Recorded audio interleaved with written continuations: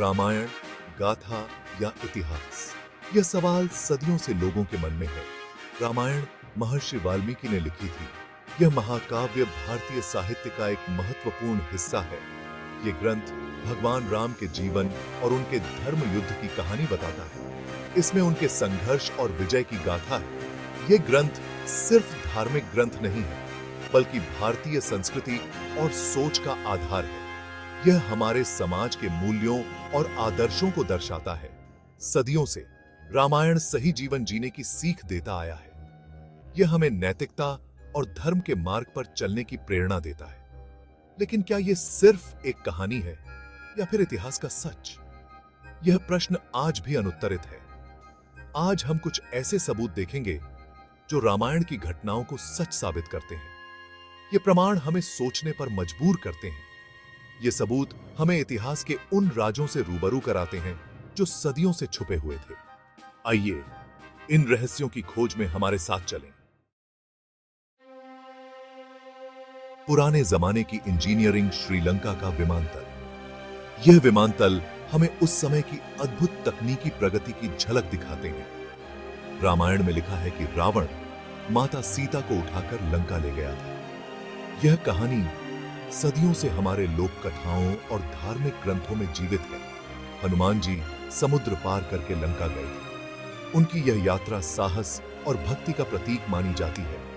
ये तो हम सब जानते हैं। रामायण की कहानियां हमारे जीवन का हिस्सा हैं और हमें नैतिकता और धर्म का पाठ पढ़ाती हैं। पर क्या आप जानते हैं कि श्रीलंका में आज भी ऐसे पुराने हवाई अड्डे हैं जो रामायण के समय के बताए जाते हैं? ये हवाई अड्डे हमें उस युग की तकनीकी उन्नति की याद दिलाते हैं। इन हवाई अड्डों को देखकर लगता है कि उस समय की तकनीक कितनी उन्नत थी। यह सोचकर ही रोमांच होता है कि उस समय के लोग कितने कुशल इंजीनियर थे। जानकार कहते हैं कि ये हवाई अड्डे रामायण काल के हैं और इनका इस्तेमाल विमानों को उतारने और उड़ाने के लिए होता था। यह तथ्य हमें उस समय की तकनीकी प्रगति के बारे में और जानने के लिए प्रेरित करता है। ये एक बड़ी हैरानी वाली बात है जो हमें इतिहास को नए तरीके से सोचने पर मजबूर करती है। यह खोज हमें हमारे अतीत के बारे में और अधिक जानने की प्रेरणा देती है और हमें यह सोचने पर मजबूर करती है कि हमारे पूर्वज कितने उन्नत थे। रावण के महल के रहस्य। रामायण में रावण के सोने के महल का जिक्र है। श्रीलंका में आज भी एक जगह है जिसे रावण का महल कहा जाता है। यह जगह रहस्यों और राजों से भरी हुई है। यहां खुदाई में सोने के गहने और दूसरी कीमती चीजें मिली हैं।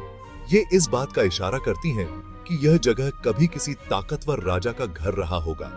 वहां के लोगों का मानना है कि यह रावण का ही महल था। अशोक वाटिका, प्रेम और वीरता की निशानी। रावण ने माता सीता को अशोक वाटिका में रखा था। श्रीलंका में एक जगह है जहां अशोक के पेड़ बहुत हैं। वहां के लोगों का मानना है कि यह वही अशोक वाटिका है जहां माता सीता को रखा गया था। रामायण में अशोक वाटिका का वर्णन बहुत ही भावुक तरीके से किया गया है। संजीवनी बूटी झूठ या फिर दवाई का कमाल। रामायण में संजीवनी बूटी को एक ऐसी चमत्कारी दवाई बताया गया है जो मरे हुए इंसान को भी जिंदा कर सकती है। लक्ष्मण को मेघनाथ के तीर से लगे घाव को भरने के लिए हनुमान जी द्रोणगिरी पर्वत से संजीवनी बूटी लाए थे। आज भी हिमालय की ऊंची चोटियों पर ऐसी दुर्लभ जड़ी बूटियां मिलती हैं जिनके औषधीय गुण कमाल के हैं। क्या संजीवनी बूटी भी ऐसी ही कोई दुर्लभ जड़ी बूटी थी?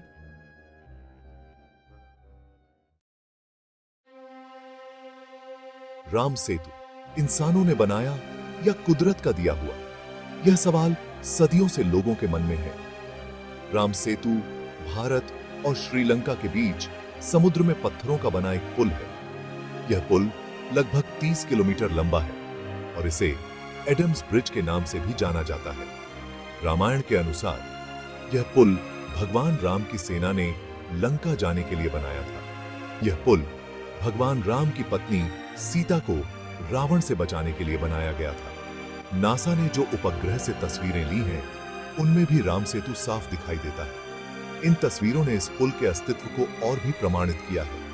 कुछ वैज्ञानिकों का मानना है कि यह पुल प्राकृतिक है, जबकि कुछ इसे मानव निर्मित मानते हैं। इस पर कई शोध और अध्ययन किए जा चुके हैं, लेकिन अभी तक कोई ठोस निष्कर्ष नहीं निकला है। यह यह एक ऐसा रहस्य है जिसका जवाब अभी तक नहीं मिला है। राम सेतु का रहस्य आज भी वैज्ञानिकों और इतिहासकारों के लिए एक चुनौती बना हुआ है। ये तय है